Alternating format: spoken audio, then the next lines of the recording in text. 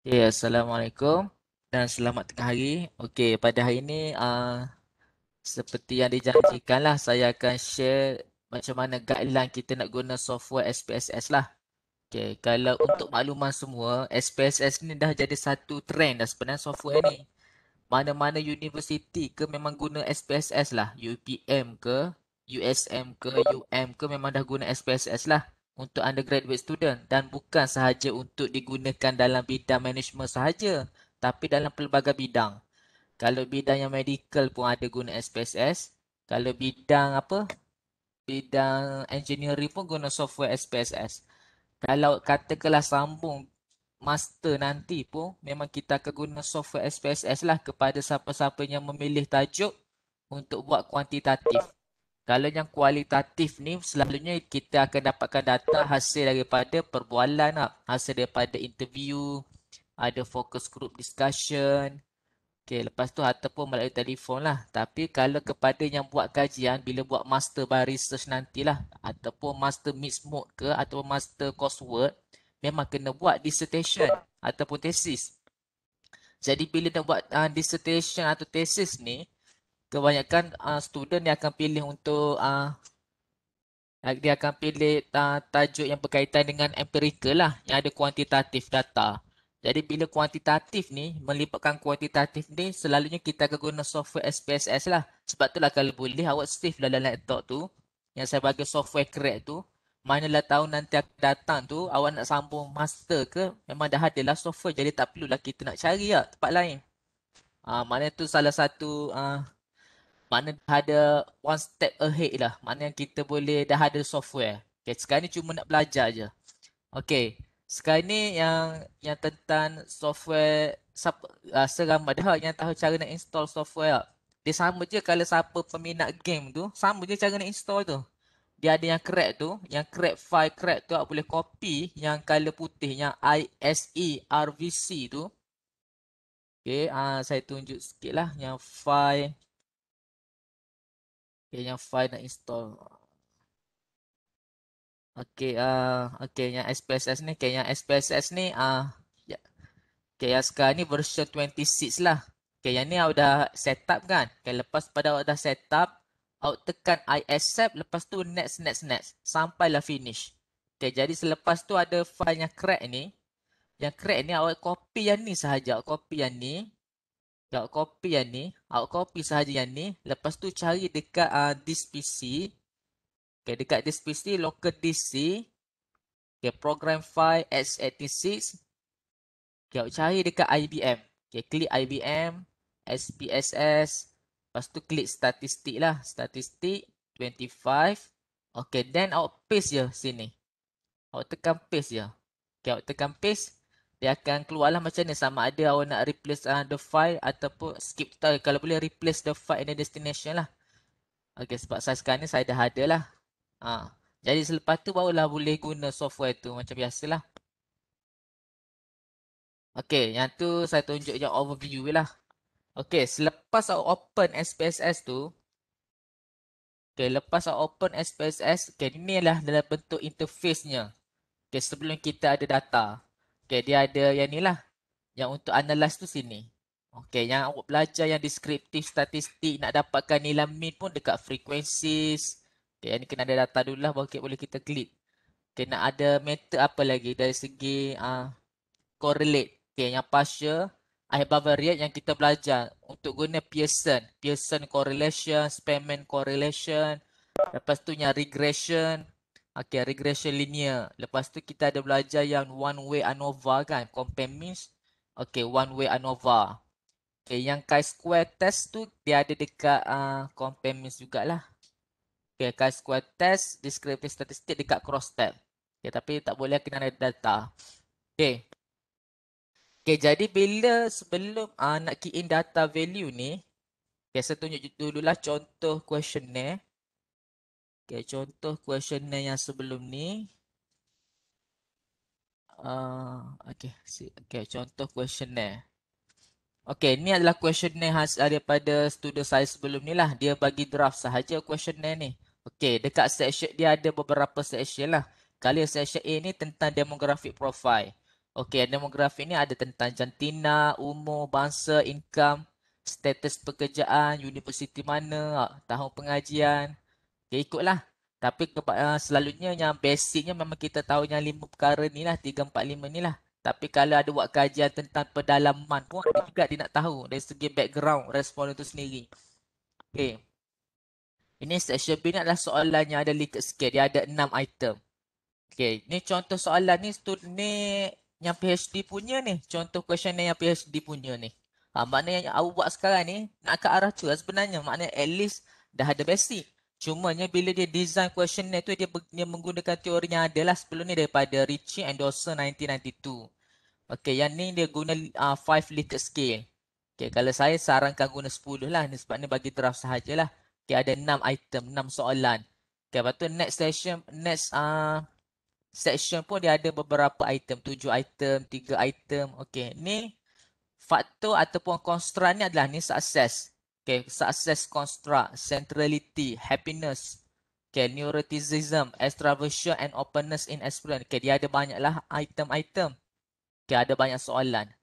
Okey, dia ambil soalan ni pun daripada yang previous study lah sebenarnya. Cuma kita ada buat modification on this item berdasarkan culture sini lah. Bukannya kita ambil bulat-bulat daripada previous study sebab yang previous ni daripada luar, negara luar. Jadi bila kita nak adapt this country ni, mesti ada modification lah dan kita perlu dapat approval daripada expert bidang lah. Kalau kita dah buat master, lagi advance lah. Cuma ni untuk peringkat undergrad ni, tak adalah sampai kita nak rujuk dengan pakar bidang untuk kita validate questionnaire. Okay. Okay, jadi sebenarnya proses untuk bina questionnaire sebenarnya lebih jauh. Tapi untuk peringkat ni saya cuma nak bagi pengenalan awal. Awak bolehlah belajar cara macam mana nak design questionnaire. Ada setengah tu dia tak ambil daripada previous study, dia terus develop sendirilah bulat-bulat. Nah, boleh juga, tak ada masalah. Tapi lepas tu kita kena confirm dengan expert lah dalam bidang. Okay, jadi sebelum kita nak key in data, okay, kita dah lepas awak dah collect the header questionnaire kepada responden, katakanlah ada 100 responden lah.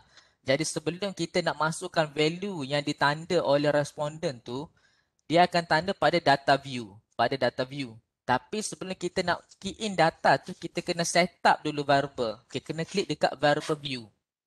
Okay, variable view kena set up. Okay, jadi dalam case ni, katakanlah kalau tengok pada yang first question tu dekat section A adalah tentang jantina. Okay, gender. Awak boleh tulis lah dekat nama ni jantina. Gender lah, gender. Okay, awak boleh terus tulis pada sini yang first row ni. Okay, gender. And then awak type dekat type tu, awak nak tulis dalam bentuk apa? Selalunya kita tulis numeric lah. Kita nak tulis 1 tu untuk lelaki, male. 2 tu untuk female. Okey, dan seterusnya decimal tu kalau tak ada decimal pun tak apa. Okey, label ni kalau kita nak ada maklumat lain selain daripada kalau katakanlah kita ada nama item tu panjang soalan dia, jadi kita boleh tulis pada label. Yang dekat name tu adalah nickname sahaja, nama ringkasan. Okey, sebab kita nak key in dalam analisis ni, nak kalau boleh kita guna nama yang ringkas sahajalah. Okey, dan seterusnya okey, dekat measure ni. Okay, measure ni, okay, dia ada 3 measurement scale. Ada scale, ordinal dengan nominal. Okay, yang kita belajar tu ada 4. Tapi dalam SPSS ni, scale ni merangkumi untuk interval dan juga ratio. Okay, interval dan ratio tu dikategorikan sebagai scale. Lepas tu ada nominal, ordinal. Okay, dalam case ni, kalau kita tengok daripada kita belajar sebelum ni, yang chapter 1 tu, yang tentang introduction to stat. Okay, yang gender ni kategori sepatutnya apa? Nominal lah kan? Okay, apa tu label nominal. Okay, and then apa tengok pada next question tentang apa? Okay, umur, age. Okay, masuk tentang age. Age. Lepas tu dia kategori sepatutnya dalam bentuk kita tengok item. Okay, dia 012. Okay. Maknanya dalam bentuk kategori ordinal lah. Ordinal. Okay, ordinal. Tukar kepada ordinal. Lepas tu tengok balik soalan. Next question pasal apa? Bangsa income. Okay. Okay, race income. Race. Lepas tu income. Okey, yang ni pun boleh jadi nominal, race, lepas tu income tu boleh jadi ordinal lah. Okey, katakanlah soalan tentang yang Likert scale. Okay, yang Likert scale yang ni sahajalah. Ada 6 soalan. Makna dekat section B. Jadi saya pun gunalah section B tu B1, B2, B1, B2, B3. Okay, B4, B5, B6. Okay, ni adalah 6 soalan daripada section B. Okay, yang ni. Jadi kalau saya nak tulis nama yang panjang ni, boleh copy lah. I admire people who own expensive home. Gas. Tengok copy yang ni. Lepas tu boleh paste dekat ni. Dekat label ni. Okay, boleh paste dekat label ni. Okay. Tu tujuan dia label ni. Maknanya dekat sini tu hanya nickname sahaja. Nombor, nama item yang ringkas. Tapi kalau keseluruhannya kita boleh letak dekat label ni lah. Okay, yang ni. Kalau yang Likert scale ni maknanya kita guna scale. Okay, terus boleh copy lah. Okay, boleh copy. Boleh paste sini ha. Okay, jadi scale. Dan begitulah seterusnya pun repeat step yang samalah untuk yang next session lah. Maknanya ni ada 6 item, lepas tu ada 7 item. Okay, section C katalah C1, C2, C3 sampailah C7. Okay, section D. D1, D2, D3. Okay, gitulah proses dia. Okay, dari segi bila kita nak set up variable ni. Okay, jadi selepas daripada tu, barulah kita boleh okey, kita pun dah siap data. Okey, ni adalah contoh data hasil daripada siap lah. Tadi tu saya tunjuk lah. Okey, yang ni. Okey, ni data dia dah. Yang data hasil daripada kita set up tadi. Okey, hasil daripada kita set up tadi ni lah. Okey, jadi selepas kita dah selesai set up dekat variable view ni, barulah kita klik dekat data view ni. Dekat data view ni. Dan awak boleh key in data tu sama daripada questionnaire. Okey, yang 1 ni, yang 1, 2, 3, 4 and so on ni, ini adalah merujuk kepada responden pertama ataupun questionnaire yang pertama. Okey, questionnaire pertama katakanlah dia adalah male. Okey, dalam kes ni questionnaire dia letak kosong ni adalah male. Zero ni. Jadi dikitlah zero. Zero, zero. Okey, lepas tu Likert scale. Kalau yang soalan yang berbentuk Likert scale, dia akan tanda sebiji lah. Yang ada tanda 4. Okay, ada 4, 4, 3, 5. Jadi maknanya yang paling highest of the measurement scale pun is 5. Okay, yang paling lowest adalah 1 lah. Okay, 5, 5. Okay. Awak kena key in satu-satu sampailah kalau ada 100 questionnaire, maknanya sampai 100 lah. 100 cases ni. Tapi dalam case ni yang saya tunjuk example ni, dia ada banyak ni. Dia ada lebih daripada 400 rasa. Okay, ada 439 questionnaire ataupun respondent. Okey, ini adalah cara macam mana bila kita nak data entry lah yang di peringkat awal. Dia sebelum kita nak buat analisis ni, kita kena set up betul-betul. Okay, kita kena organize lah. Okey, jadi bila kita dah selesai ni, dah selesai key in data, barulah kita boleh buat analisis. Okey, jadi saya buka untuk Microsoft Word dulu .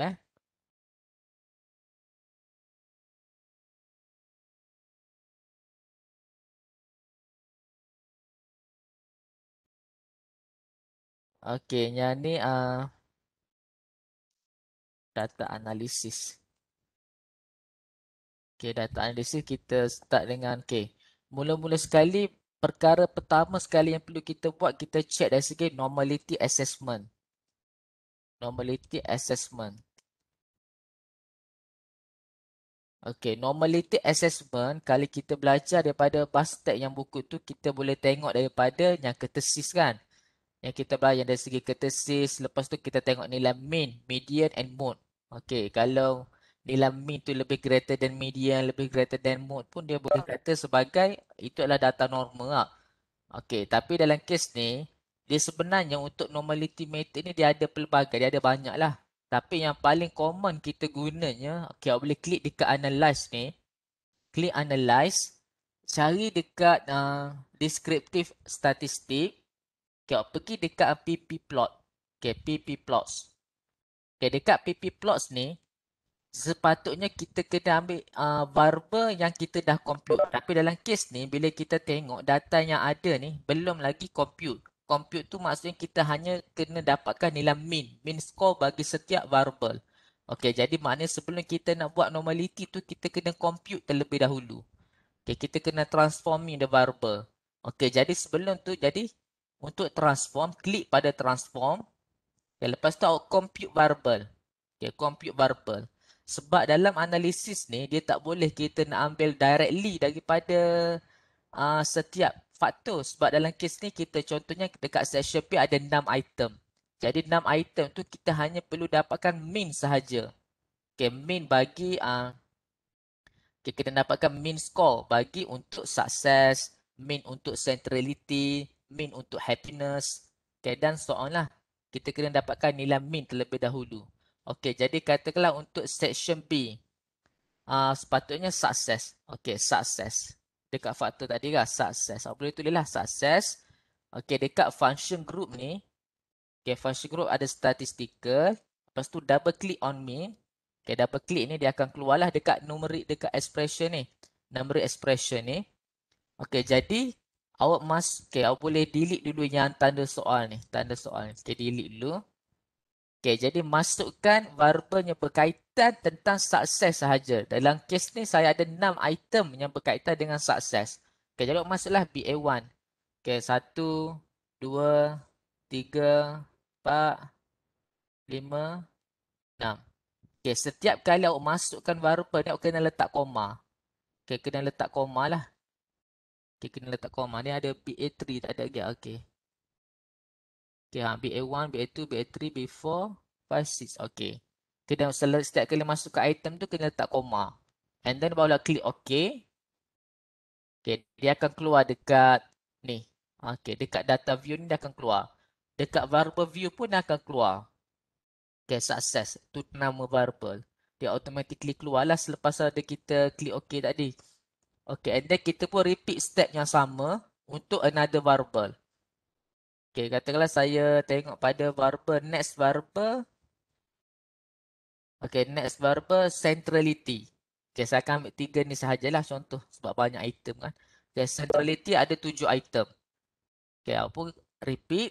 Okay, transform, compute variable. Okay, centrality. Centrality, okay, jadi ada 7 item kan. Okay, yang ni dah ada ni. Ada 7, 1, 2, 3, 4, 5, 6, 7. Okay.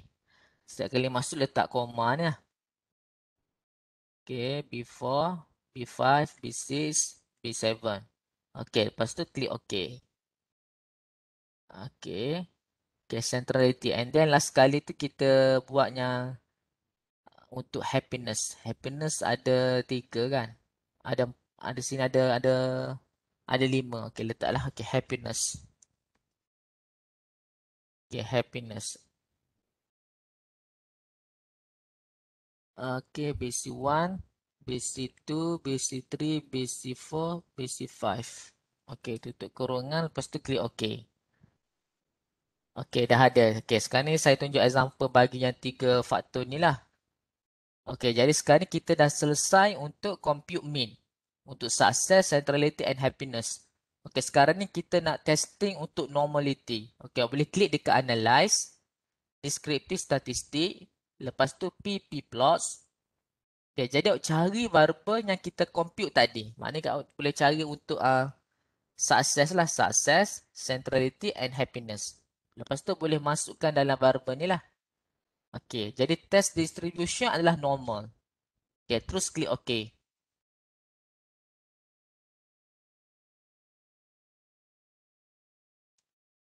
Okay, jadi dia akan keluar dalam bentuk table macam ni lah sebenarnya. Tapi kalau rasa susah nak baca, awak boleh terus pada yang figure ni. Okay, normal ppplot for success.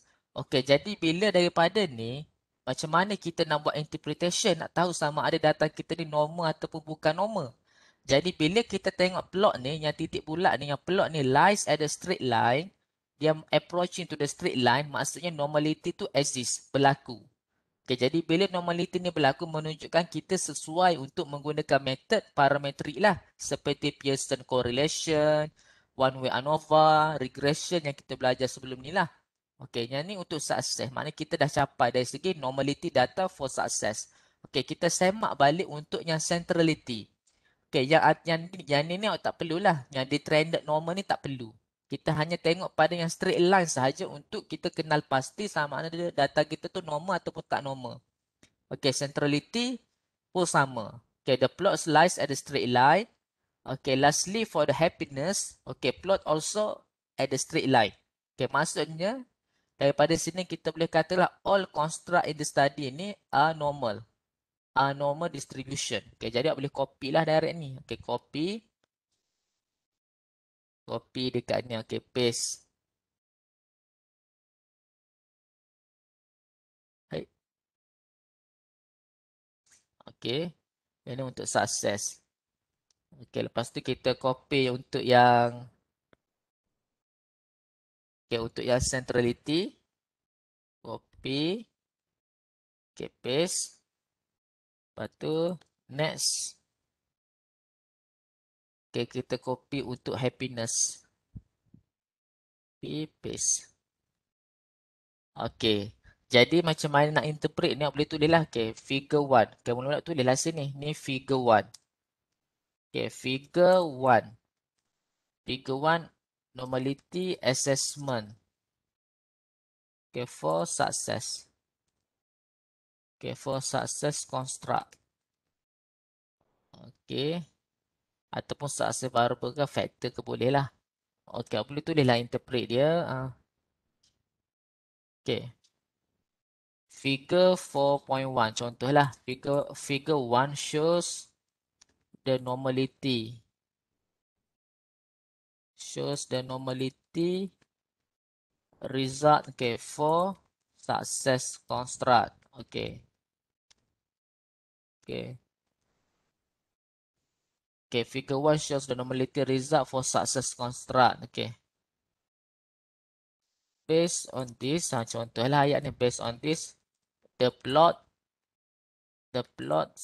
lies at the straight line.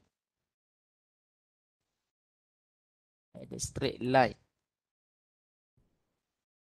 The plots lies at the straight line, which means, okay, the normality is achieved. Contohlah ayat. So this construct, okay, can be used for parametric analysis. Okay, contoh. Okay, jadi boleh tengoklah. Apa boleh copy lah. Bolehlah copy ayat. Okay, copy boleh untuk yang ni. Okay, yang ni untuk centrality lah. Centrality figure 2. Tukarlah ha. Okay, nak tulis report kan. Okay, ni centrality. Okay, boleh copy ayat dia yang atas tu. Ha. Lepas tu figure 3. Okay, figure 3. Okay, yang ni untuk happiness. Okay. Kalau dekat Google pun dah ada banyak rujukan cara kita nak interpret ni. Okay, sekarang ni kita dah selesai untuk yang normality assessment. Okay, kalau dalam tesis dia sepatutnya kena double spacing lah sebenarnya, double spacing. Boleh double lah. Okay, ni double. Okay. Okay. Dalam tesis dia memang macam tu. Bukan saja-saja saya buat ni. Okay, double spacing. Nak tulis hati. Gitulah, dia nampak lebih kemas lah sikit. Okay, double spacing. Okay, dah selesai untuk normality. Okay, sekarang ni kita katakanlah kita nak buat analisis untuk correlation. Okay, kita nak tahu apakah kekuatan hubungan antara tiga variable yang ada ni. Kita nak tahu hubungan antara happiness dengan centrality, happiness dengan success. Okay, jadi kita nak tahu dari segi strength tu, relationship between this variable. Jadi bila kita nak tahu, nak ukur strength tu, kita boleh guna method Pearson correlation. Okay, Pearson correlation. Yang Pearson correlation ni hanya untuk data yang berbentuk normal sahaja. Sekarang ni kita dah capailah dari segi normal. Jadi kita boleh guna Pearson. Kalau katakanlah data awak tu tak normal, awak kena guna Spearman. Jadi cumanya bila nak buat analisis regression tu tak boleh lah. Sebabnya data untuk regression hanya untuk data yang normal sahaja. Okay, kita klik dekat SPSS ni balik. Okay, lepas tu klik dekat analyze. Lepas tu bivariate. Mana bivariate, correlate. Okay, correlate. Lepas tu bivariate. Okay, bivariate ni awak pun ambil lah tiga variable tadi yang kita dah compute. Success, centrality, happiness. Okay, masuk dalam variable ni. Okay, jadi dalam ni boleh ada lah Pearson, Candlestone ataupun Spearman. Okay, yang Pearson ni hanya untuk data yang normal dan interval. Spearman ni untuk data tak normal dan juga interval. Candlestone ni untuk data tak normal dan hanya categorical scale sahaja. Okey, yang test of significance ni ada dua. Selalu kita akan guna two tail significant. Okey, kalau one tail ni yang macam greater than, less than. Okey, kebiasaannya kita nak tahu two tail. Kita nak tahu ada tak hubungan ataupun tak. Ya ada simbol equal dengan not equal lah. Selalu kita guna two tail yang recommended use. Okey, jadi kita pun boleh guna Pearson. Kita dah ada Pearson. Okey, klik OK. Okey, dia akan keluar result. Ni adalah result correlation. Boleh copy dulu. Okey, copy. Paste dekat sini. Okey, paste sini. Okey, jadi daripada sini kita boleh tengoklah result dia. Kalau yang tanda signifikan tu tail 0.00 maksudnya less than daripada 0.05. Bila less than 0.05 maksudnya ada hubungan. Jadi dalam kes ni kita boleh kata sukses ni, faktor sukses ni ada hubungan dengan centrality sebab signifikan. Lepas tu untuk happiness 0.00. Makna faktor sukses pun ada juga hubungan korelasi dengan happiness. Okey, maknanya dah ada semua ada hubungan. Okey, kalau kita tengok nilai ni semua signifikan lah bawah 0.05. Jadi untuk hypothesis testing ni, boleh tulis macam ni lah untuk report tu. Okay, null hypothesis, H null, okay, H1.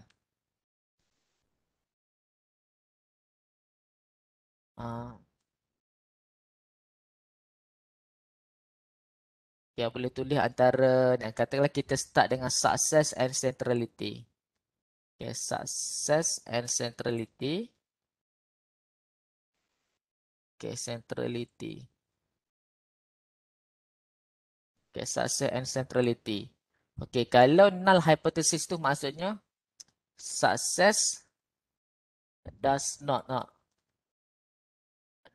has relationship with centrality. With centrality construct. Okay, contohlah. Kalau dekat atas ni null hypothesis, maksud null hypothesis ni merujuk untuk false statement. Jadi bila null dekat success ni does not, jadi untuk alternative hypothesis ni, success ni ada hubungan. Success has relationship with centrality construct. Okay, dia kena berlawanan. Jadi bila signifikan, okay, jadi ni adalah salah satu step untuk hypothesis testing lah. Okay, sekarang ni kita dah selesai untuk null hypothesis, null, okay, null dan juga alternative. And then baru kita masuk untuk test statistik. Okay, test statistik. Okay, test statistik dalam kes ni, bukan test statistik, silap. Level of significance. Level of significance. Okay, level of significance. Okay, level of significance kita akan guna alpha kan. Alpha. Alpha boleh cari dekat insert sini lah. Simbol alpha. Okay, alpha. Okay, alpha. Okay, alpha equal apa pula ni. Okay, insert. Okay, simbol alpha. Okay, 0.05. Okay, 0.05. Yang ni kena wajib kena tulis lah. Level of significance ni. Okay, selalu kita guna 0.05 lah. Sebab kita daripada bidang social science pun memang digalakkan guna yang ni lah. Okay. Okay, no spacing ha. Okay, lepas tu boleh kita tulis untuk test statistik. Okay, test statistik. Dalam kes ni kita tengok table dia nilai dia adalah 0.00 lah. Okay, correlation. Okay, success. Okay, success and centrality. P-value, tulis P-value. Okay, P-value for success and centrality 0.00. Okay. Jadi dalam kes ni, bila kita nak tahu sama ada data tu signifikan ataupun tak signifikan, kita boleh tulis dekat decision rule. Okay, decision rule. Okay, decision rule ni, bila nilai test statistik ni 0.00 less than daripada alpha ni 0.05 menunjukkan signifikan tu berlaku. Okay, significant itu berlaku. Bila significant, maksudnya kita kena reject null hypothesis. Reject null hypothesis. Okay, reject null. Jadi untuk conclusionnya kita boleh tulis, therefore, one can conclude that bila kita reject null, maksudnya conclusion kita berkaitan tentang H1. That the success has relationship with centrality construct. Okay, itu. Okay, macam tu lah. Okay, jadi kena tulis sama lah. Okay, sekejap. Okay, times. Okay, ni. Okay. Okay, jadi apa repeat lah step yang sama bagi untuk another variable. Sekarang ni kita baru selesai untuk success and centrality. Jadi kita kena buat juga untuk yang success dengan happiness. Okay, jadi sebelum tu saya lupa. Nanti boleh tulis jugalah dekat test statistik dia nilai Pearson correlation. R. R kan yang simbol correlation lah. Pearson. Okay, tulis Pearson pun boleh. Pearson correlation. Okay, Pearson correlation antara success dengan centrality 0.415. 0.415. Okay. Boleh highlight lah. Yang ni bold lah. Bold. Bawa kemas sikit lah. Bold. Okay, test statistik. Bold. Okay, yang ni bold. Okay. Okay, dah selesai untuk success accelerated. And then I'll repeat step yang sama untuk success dengan happiness. Okay, boleh buat lah success dengan happiness. Boleh copy. Okay. Okay, katakanlah success and happiness. Okay, happiness. Okay, lepas tu tengok check pada result pula. Lepas tu antara centrality dengan success kan. Okay, centrality dengan success pula. Centrality dengan success dah ada kan. Centrality dengan happiness. Okay, centrality dengan happiness pula. Okay. Pun repeat step yang sama. Centrality dengan happiness. Okay, dah selesai untuk Pearson correlation. Barulah kita boleh proceed untuk buat regression analysis. Okay, regression analysis.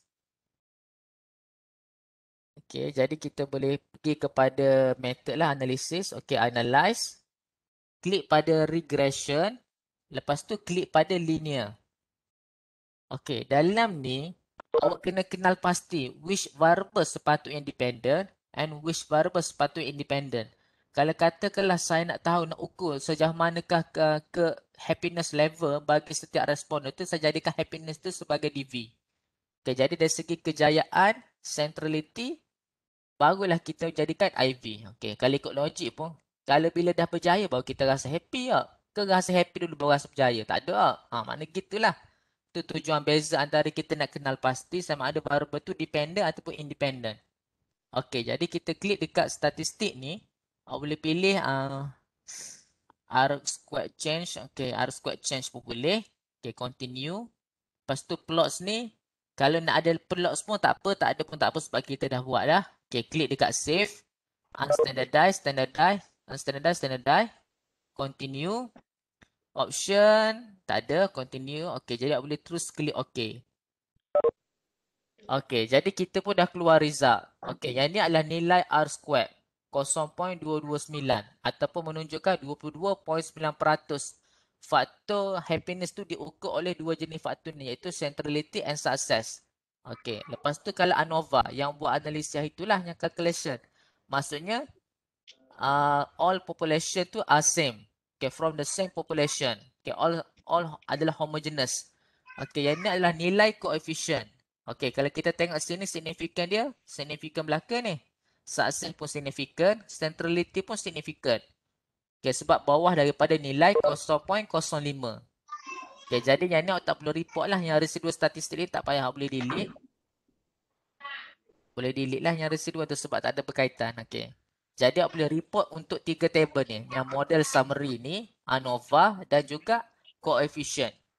Okay, dan cara interpret tu sama yang kita pernah belajar lah yang nilai R squared ni. Okay, 22.9% was explained of happiness was explained by centrality and success. Therefore, another 73% Okay, can be explained by another predictors, potential predictors in the study. Kalau ANOVA ni kena buat hypothesis testing. Null hypothesis H1. Okay, null hypothesis boleh tulis lah all population are not homogeneous. H1 tu all population are homogeneous. Okay. Okay, jadi koefisien seterusnya kita tengok nilai. Maknanya dalam kes ni, success ni memberi kesan. Success can effect of happiness. Jadi sebab itulah signifikan. Dalam kes ni kita boleh katalah success ni boleh memberi kesan kepada kegembiraan. Okay, centrality pun boleh memberi kesan kepada kegembiraan. Sebab tu signifikan. Okay, yang itulah boleh buat dari segi hypothesis testing lah untuk ANOVA dan juga koefisien ni. Okay, boleh? Oh, ni 35 minit dah ni. Okay, jadi awak boleh copy lah result table tadi. Buat aja. Lepas tu kalau nak buat yang deskriptif pun boleh. Deskriptif saya lupa. Okay, yang deskriptif ni, katakanlah awak nak buat yang pie chart tu kan. Okay, analyze, deskriptif, statistik, pergi dekat frequencies ni.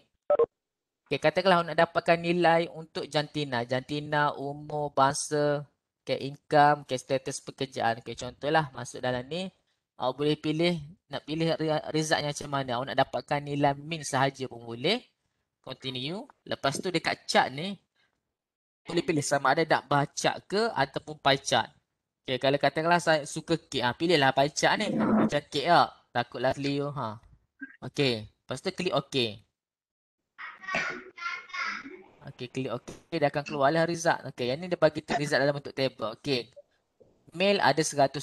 Daripada 439 responden tu, lelaki sebanyak 110. Majoritinya wanita lah, 329 responden. Okey, yang untuk umur pun antara berapa? 0, 1, 2. Kena tengok dekat questionnaire yang kita tulis lah.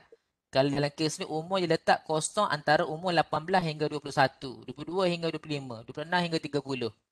Okey, tengok sini yang paling dominan yang umur antara 18 hingga 25. Okay, mana boleh buat interpretation lah. Okay, ini dalam bentuk pie chart. Okay, ini pie chart. Okay, kalau nak buat cantik pie chartnya cantik ada dekat Excel. Tapi dekat SPSS pun dia boleh generate lah. Okay, Okay, julat pendapatan. Okay, mana boleh copy je. Paper atas ni. Okay, boleh copy untuk report nantilah copy. Sepatutnya sebelum testing normality tu boleh buat untuk descriptive terlebih dulu. Okay, untuk ni descriptive statistik. Okay, descriptive statistik. Okay, boleh copy table ni. Lepas tu copy pula dekat pie chart dia. Okay, pie chart dia. Copy pie chart dia. Copy. Okay, paste dekat bawah ni. Okay. Bawah boleh interpret. Interpret kata. Figure 1 shows the gender construct. Okay, gender variable. Okay.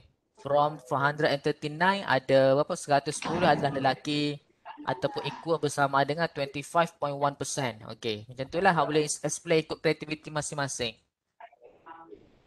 Okay, boleh ikut lah. Boleh. Habis ni. Tak ada lah analisnya. Boleh lah. Ada nak tanya lah. Tak ada. Tak ada, tanya dalam WhatsApp je lah sebab saya nak tutup dah ni. Okay. Itu sajalah. Okay, bye. Assalamualaikum.